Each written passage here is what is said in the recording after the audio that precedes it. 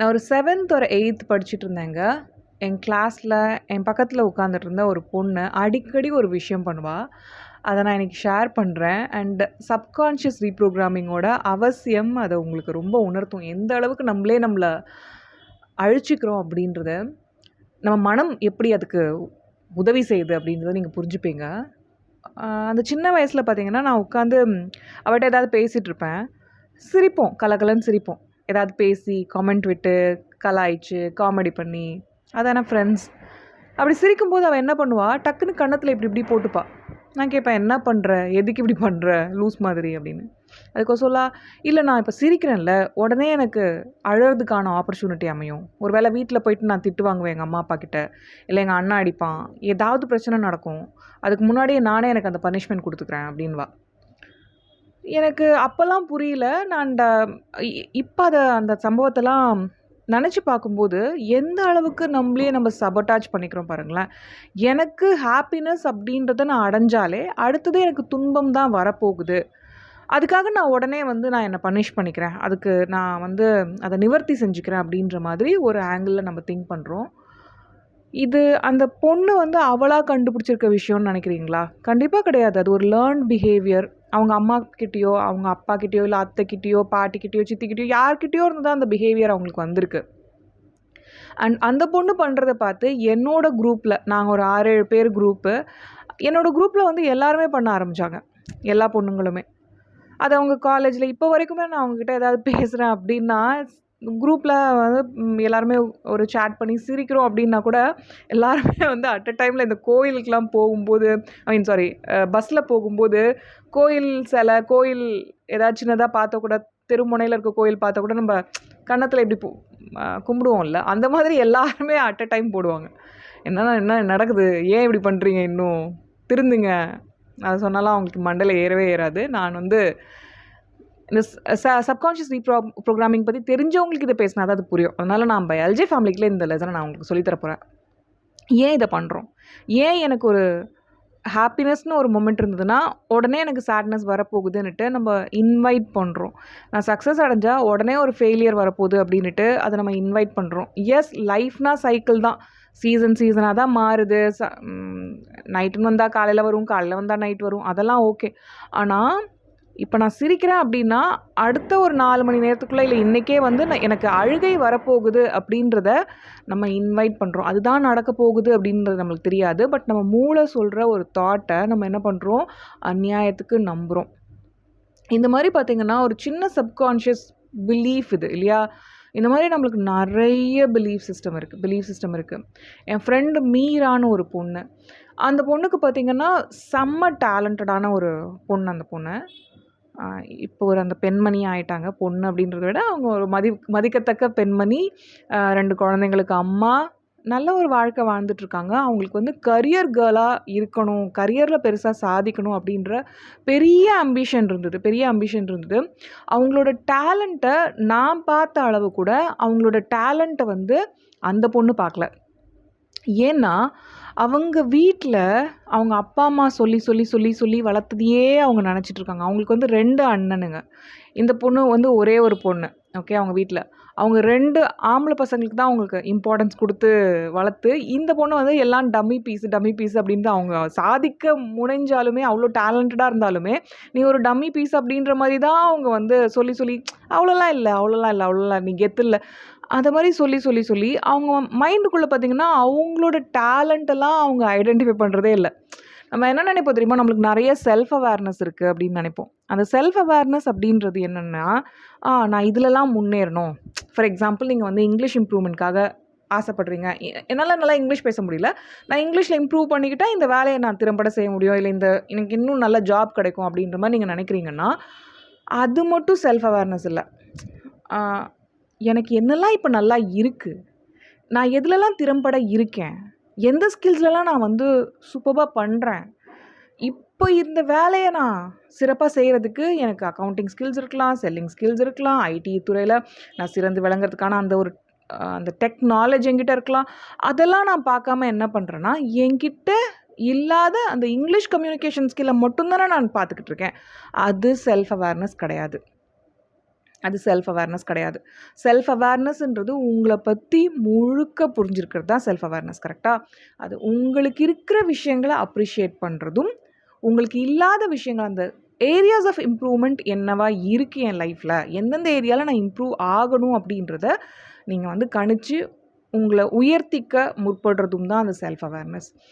என்கிட்ட இது இல்ல, அதனால நான் மட்டும் அப்படின்றது செல்ஃப் அவேர்னஸ் கிடையாது. என்கிட்ட இந்த விஷயங்கள்லாம் என்கிட்ட இருக்கு.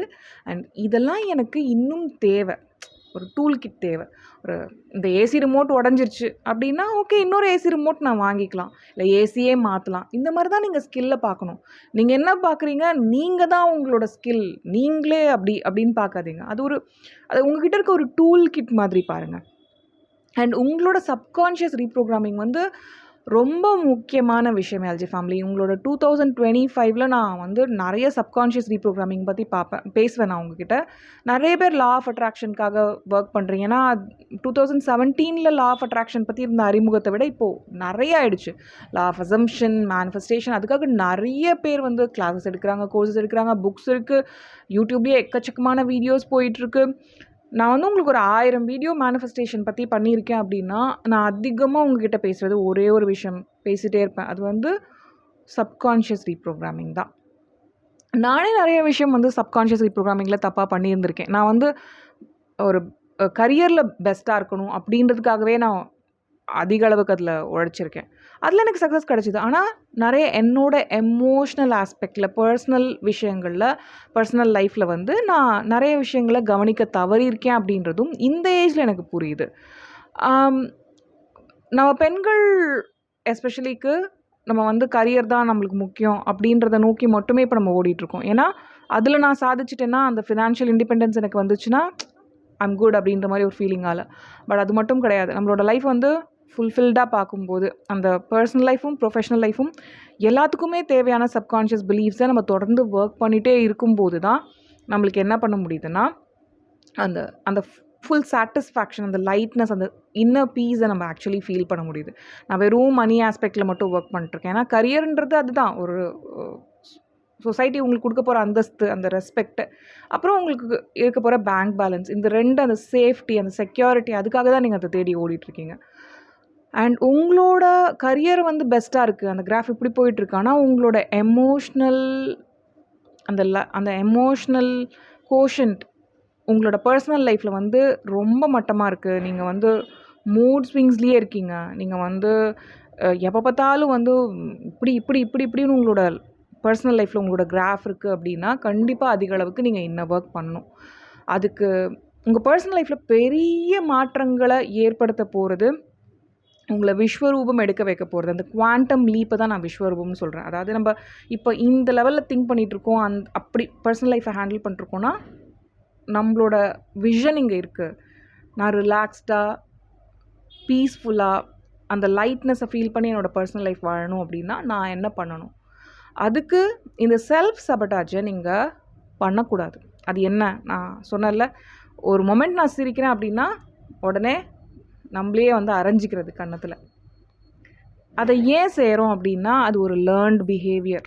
நம்ம யூனோ சின்ன வயசில் நம்ம பேரண்ட்ஸ் சொல்லி சொல்லி சொல்லி சொல்லி சொல்லி சொல்லி மீரா பற்றி சொல்லிகிட்டு இருந்தேன். அதை முடிச்சேனானே எனக்கு ஞாபகம் இல்லை. மீரா பற்றி பேசிகிட்டு இருந்தேன்ல, அவங்களோட டேலண்ட்டை அவங்க வந்து ரெகக்னைஸ் பண்ணிக்கல. அவங்க நினச்ச விஷயத்த அவங்க அடையவே இல்லை. அவங்க நினச்ச அந்த இடத்துக்கு அவங்க போகாமல் அவங்களையே சுருக்கிக்கிட்டாங்க. அதுக்கு காரணம் அவங்களோட அந்த ஆழ்மன நம்பிக்கைகள். நீ வர்தி இல்லை அப்படின்ட்டு அவங்க பேரண்ட்ஸ், அவங்க அண்ணன்கள், அவங்க குடும்பத்தார்கள் சொன்னதை அவங்க நம்பி இன்றைக்கு அவங்க ஒரு நல்ல ஜாபுக்கு போக மறுக்கிறாங்க. அவங்களோட கம்பெனியில் வர ப்ரொமோஷன்ஸ்க்கு அப்ளை பண்ண மறுக்கிறாங்க.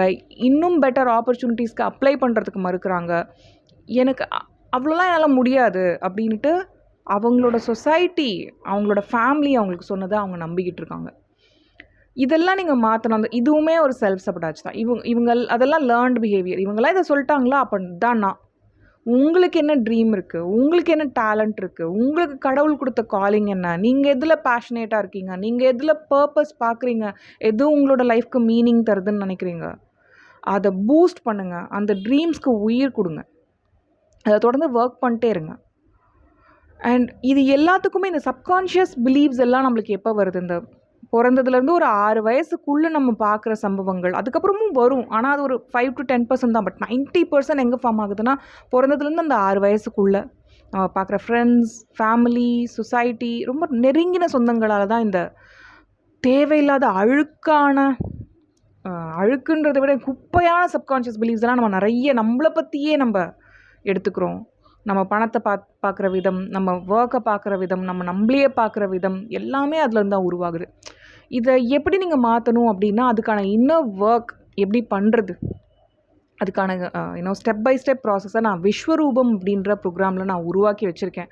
அதோட சிலபஸை நான் இங்கே லிங்க் பண்ணுறேன். கண்டிப்பாக அதில் ஜாயின் பண்ணுங்கள். உங்கள் 2025 வந்து நீங்கள் வேறு லெவலில் குவாண்டம் லீப், அதாவது 10x 100x வந்து உங்களுக்கு லைஃப்பில் ஜம்ப் வேணும், அந்த லீப் வேணும் அப்படின்னா கண்டிப்பாக நீங்கள் என்ன பண்ணணும் அப்படின்னா, என்னோடய விஸ்வரூபம் ப்ரோக்ராமில் இருக்கணும்.